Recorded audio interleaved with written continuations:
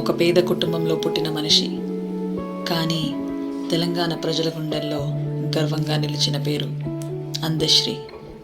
చదువు తక్కువైనా ఆయనకు ఉన్నది మాటలపై నమ్మకం.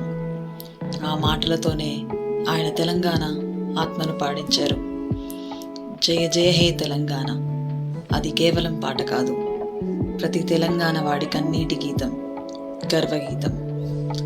రైతు బాధలో, కార్మికుడి చెమటలో, తల్లిదండ్రుల ఆశలో ఆయన పదాలు వినిపించాయి.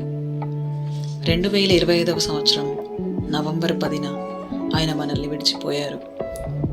కానీ ఆయన రాసిన ప్రతి పదం మన మట్టిలో, మన మనసులో శాశ్వతమైంది. జయ జయ హే తెలంగాణ, జయ జయ హే. అందశ్రీ లాంటి మహానుభావులు వెళ్ళిపోతారు, కానీ వారి స్వరం మాత్రం ఎప్పటికీ మనతో ఉంటుంది.